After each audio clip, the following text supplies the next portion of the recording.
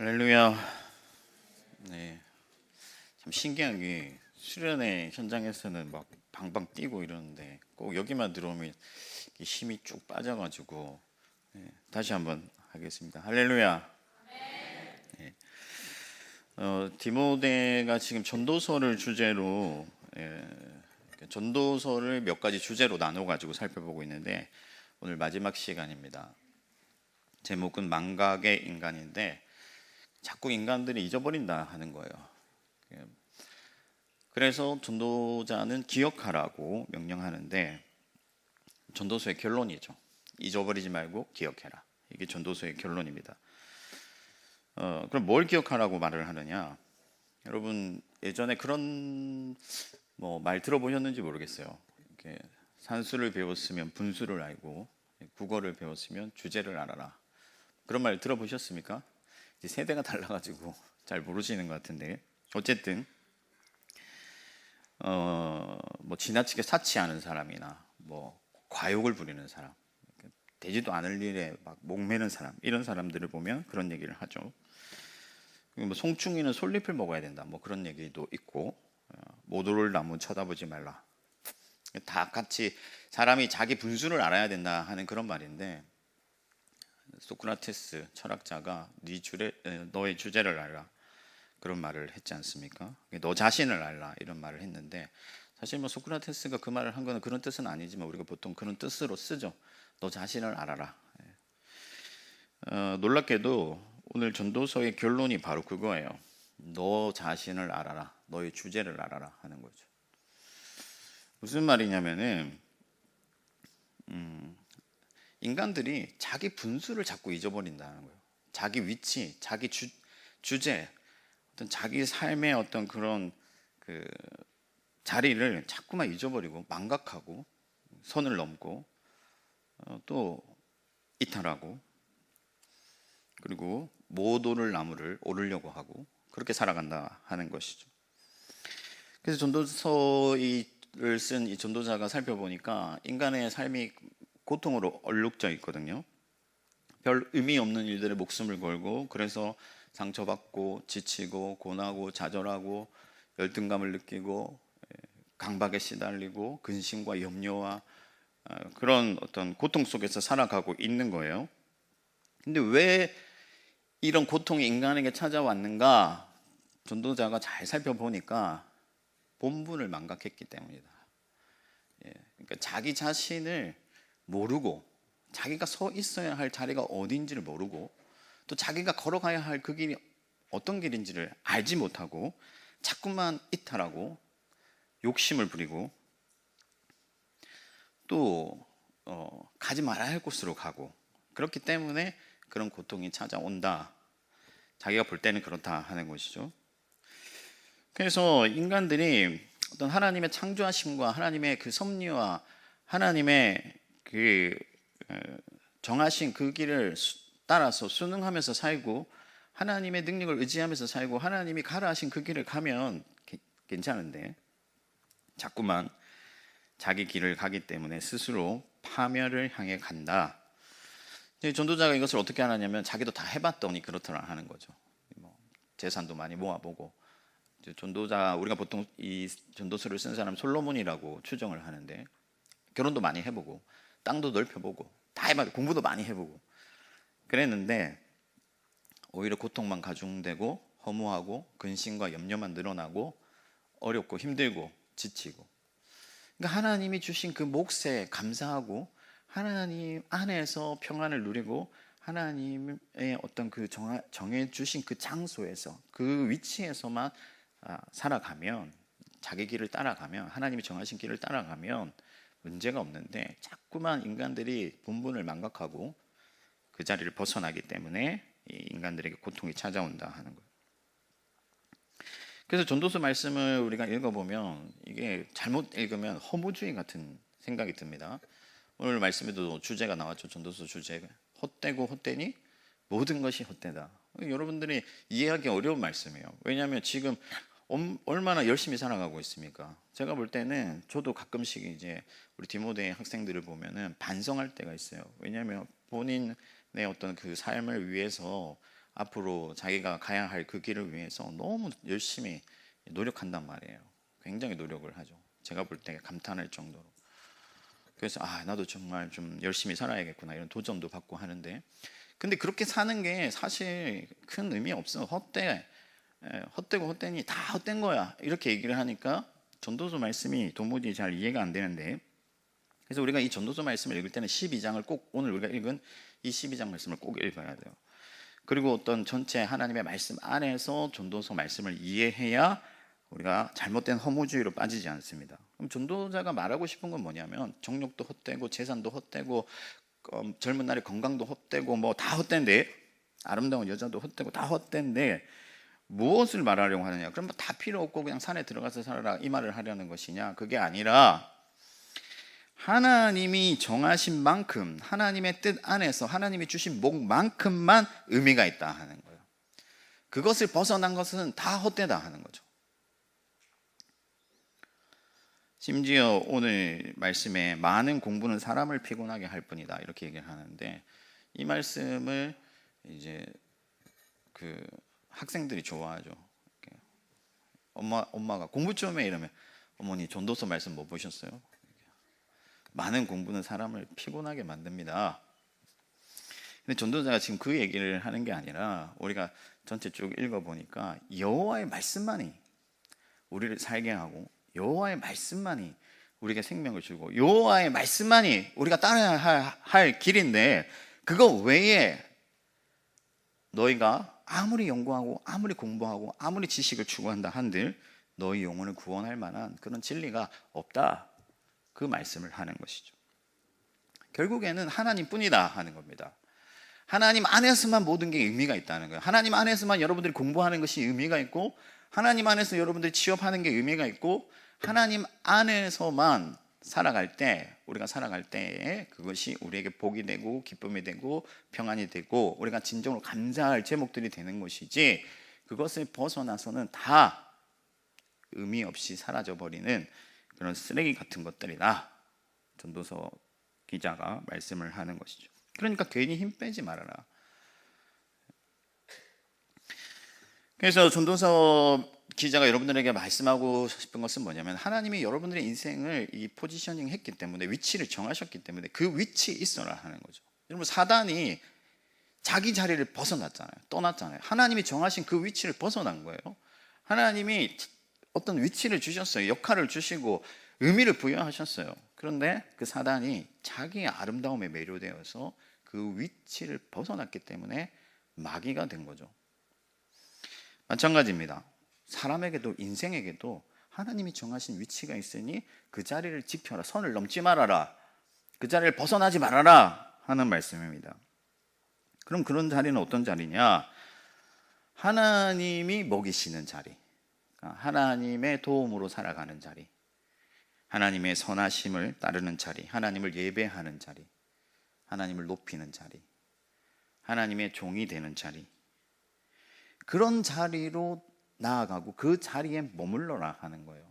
그러면 그 인생이 복되고 평안하고 기쁨이 있는데 그 자리를 자꾸 벗어나기 때문에, 하나님이 먹이시는 자리를 벗어나서 세상에서 나의 먹거리를 추구하고, 그죠? 그래서 안식일에는 먹을 거리를 주지 않겠다고 했는데도 불구하고 광야로 나갔던 어떤 미련한 사람들처럼 하나님을 떠나서 자꾸 먹으려고 하고, 하나님보다 더 높이 올라가려고 하고, 하나님께 영광을 돌리기 위해서 우리를 지으셨는데 우리 스스로 영광을 받으려 하고, 하나님은 이 정도 몫을 주셨는데 더 많이 가지려고 하고, 그래서 우리에게 고통과 어떤 슬픔과 아픔이 찾아온다는 거예요. 하나님께서 이스라엘 백성들을 불러내시고 가나안 땅에 보내시고 나서 경계를 딱 지으시잖아요. 땅을 분할하시고 선을 그으시거든요. 그리고 대대로 이 땅은 그들의 것이다 이렇게 하나님께서 못을 박으셨어요. 그런데 그럼 그 땅 안에서 평화롭게 살면 되는데 서로 땅을 넘어가서 차지하려고 하다 보니까 형제 간에 전쟁이 나고 싸움이 나고 그런 비극이 인간들 세계 가운데 찾아왔다 하는 것이죠. 그래서 이 전도서 말씀의 오늘 주제가 뭡니까? 핵심이 뭡니까? 여호와 하나님을 기억하고 그분을 경외할지어다. 하나님을 잊어버리지 말라 하는 거예요. 하나님이 누구이신지, 여러분들에게 있어 하나님이 어떤 분이신지, 그리고 하나님께서 여러분들에게 무엇을 요구하시는지를 잊지 말고 기억하고 그 본분을 지켜라. 여호와를 경외하는 그 자리에 머물러라 말씀하고 있는 것입니다. 그래서 하나님의 뜻에 순종하고 하나님이 가라 하신 그 길을 걸어가고 하나님께 영광을 돌려야 하는 것이고, 또 무엇을 기억해야 되냐면은 우리가 이 땅에서 살아가는 모든 일들이 하나님의 심판대 앞에 서게 될 것. 그러니까 하나님께서 모든 것을 달아보시고 우리의 은밀한 그런 사생활까지도 다 알고 계시고 그것을 하나님의 마지막 날에 심판하실 것을 기억해라. 여러분, 하나님께서 세상을 창조하시면서 인간을 지으시고 인간의 어떤 그 삶의 의미를 인간들에게 부여하셨어요. 그리고 인간들이 어떻게 살아야 할지, 하나님과의 관계는 어떠해야 할지, 이 모든 것들을 하나님이 창조하실 때 정하셨고 섭리로 그것이 지켜지도록 하셨습니다. 그런데 아담과 하와가 선을 넘어버린 거예요.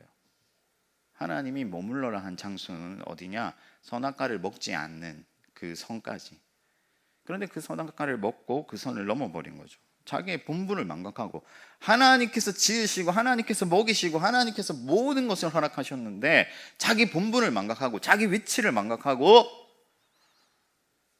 내 마음대로 내가 하고 싶은 거 하겠다는 그 마음으로 선악과를 먹었을 때 이 땅에 죄가 들어오고, 그리고 죄로 인하여서 어떤 비극이 일어나고 고통이 찾아오고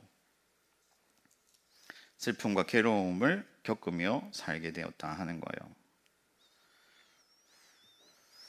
여러분, 젊은 날에, 여러분들 아직 젊은데 청춘일 때 살아계신 여호와 하나님을 기억하시기 바랍니다. 잊지 말아야 돼요. 잊지 말아야 돼요. 계속해서 잊어버리게 되거든요. 그러면 여호와를 기억하고 살아야 되는데 우리가 왜 자꾸만 잊어버리게 되냐면 죄가 우리 마음 가운데 들어왔고 죄의 영향 아래 우리가 살아가잖아요.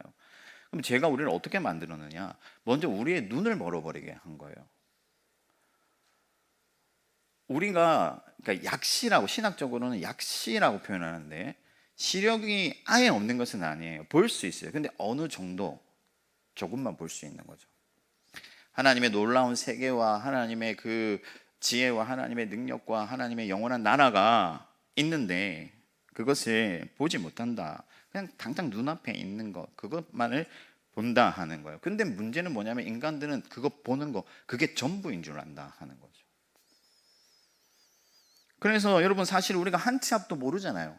사람들은 한 치 앞을 알 수 없는 존재인데도 불구하고 보이는 것이 전부인 줄 알고 그 보이는 것에 매달리는 거예요.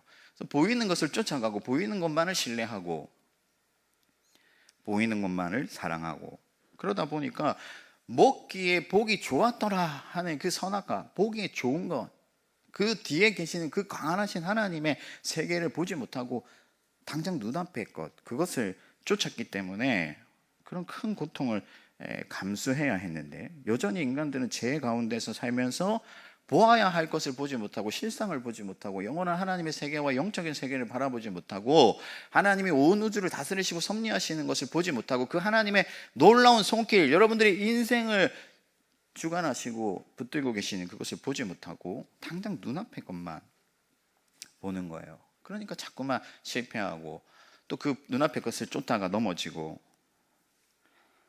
허무함에 허덕이게 되는 거죠. 엘리사의 종이, 이게 아람 군대가 쳐들어왔을 때 불안에 떨었잖아요. 그때 엘리사가 종의 눈을 뜨게 하니까 하나님의 그 천군 천사들이 엘리사를 호위하는 것을 보게 되고 그제서야 그가 마음의 평안을 얻게 됐죠. 그러니까 보지 못하니 불안하고 보지 못하니 염려하고 보지 못하니 헛된 것을 쫓아간다.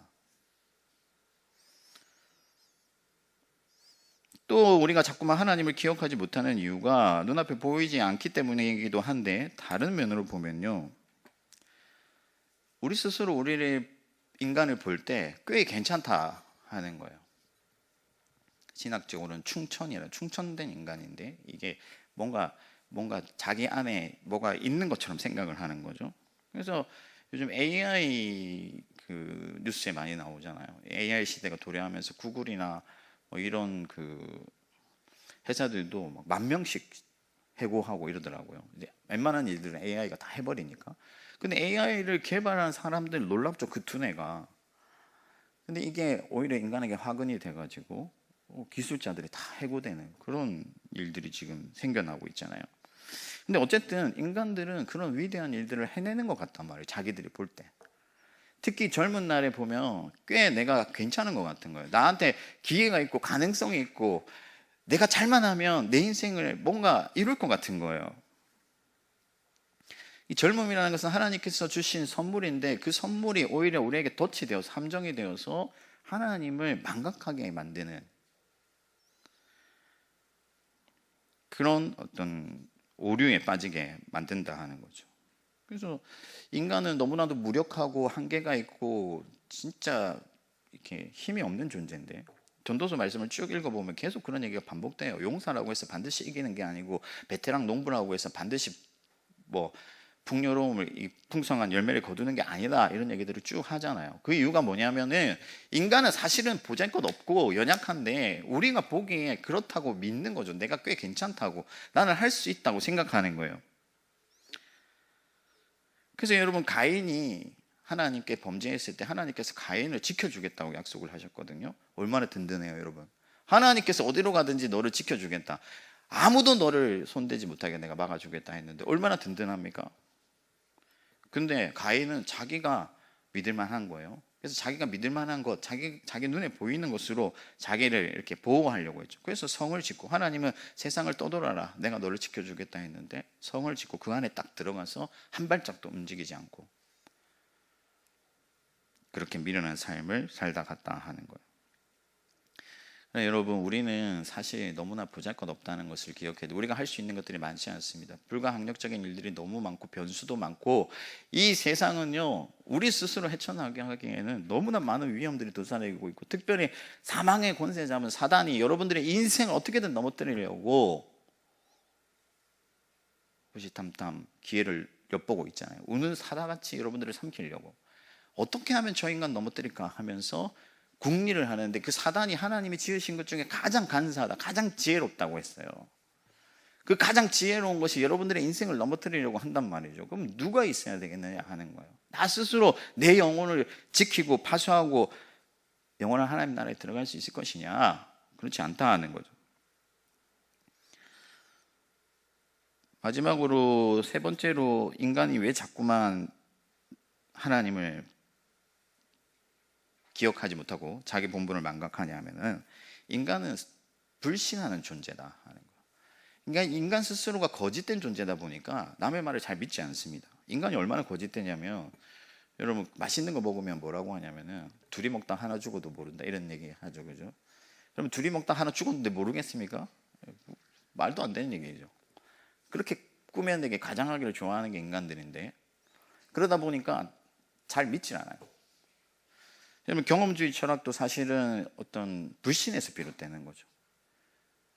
보이지 않는 것, 그냥 이념적인 것들이 사람의 어떤 가치관을 지배하지 못하게 만들고, 내 눈에 보이는 것, 내가 경험할 수 있는 것만이 진짜다라고 주장을 하는 거예요. 이것이 사실은 불신에서 비롯된 건데, 그러다 보니까 하나님의 지혜의 말씀과 어떤 선견자들의 말씀, 그리고 인생의 선배들의 말씀을 믿지 않는 거죠. 내가 한번 살아봐야겠다 하는 거죠. 전도서 말씀도 그래서 믿지 않았어요. 솔로몬이 아무리 이렇게 얘기를 해도 믿지 않는 거예요. 내가 경험해봐야 돼요. 그런 면에서 우리 인생들은 모두 사춘기의 아이들 같아요. 아이들이 그렇죠. 부모님이 아무리 얘기를 해도 자기가 겪어봐야 이제 아는 거죠. 특히 아기 때 보면요, 제가 우리 아들도 이거 뜨거우니까 만지지 마 이러면 꼭 만져봐요. 그래서 일부러 한번 제가 약간 뜨거운 거에 손을 갖다 댔거든요. 이렇게 손을 한번 딱 대면서 뜨겁지? 이렇게.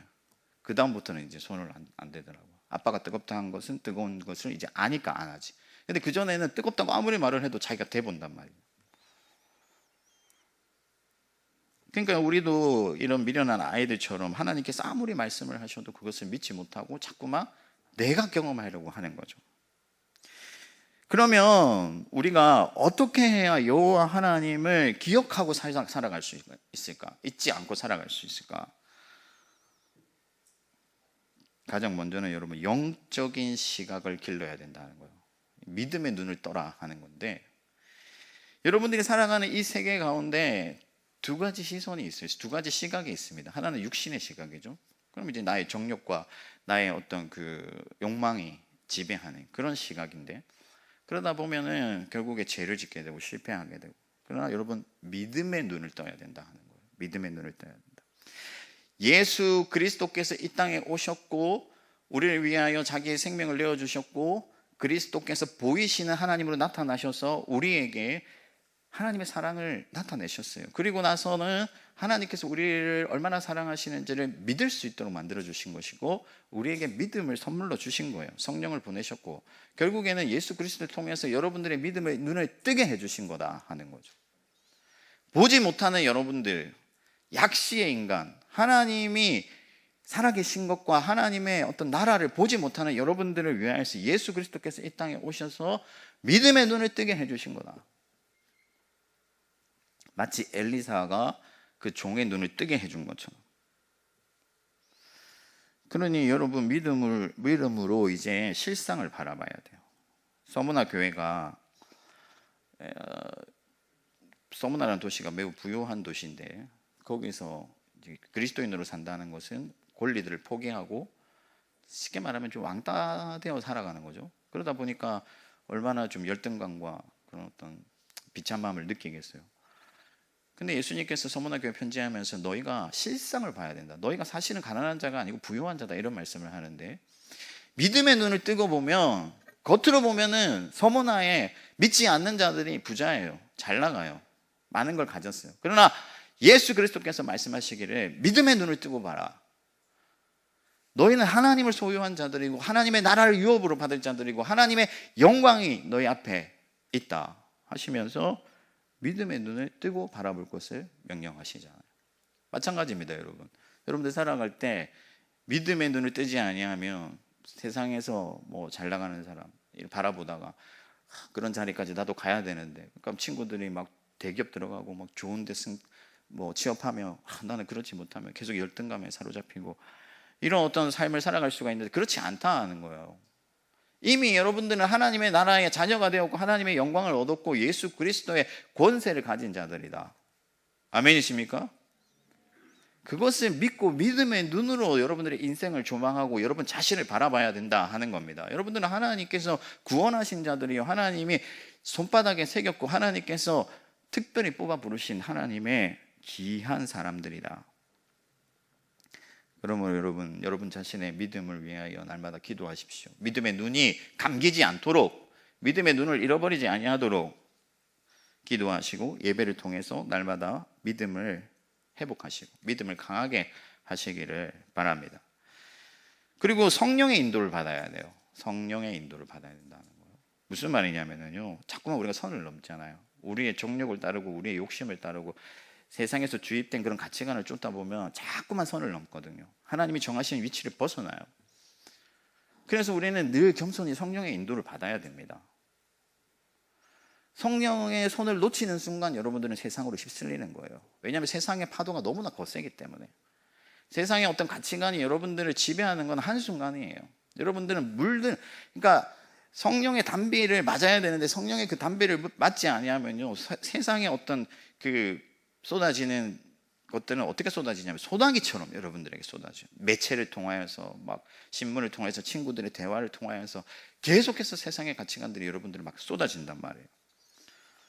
그래서 성령을 따라가야 되는데, 성령의 인도를 받고 성령이 주관하시는 삶을 살아야 되는데, 그렇게 하기 위해서 여러분들 중요한 게 뭐냐면은 십자가를 붙드는 거예요. 여러분들 예수 그리스도의 십자가를 얼마나 묵상하시는지 모르겠어요. 그리스도 예수께서 여러분들을 위해서 죽으셨고 나도 그 십자가에 못 박혔고 이제는 내가 죽었고 내 욕심과 내 종욕을 따르는 내 삶은 끝났고 이제 예수 그리스도께서 다시 살리신 새로운 삶만이 나에게 있다는 것을 여러분 날마다 기억하셔야 돼요. 그래야 성령을 따라갈 수가 있습니다.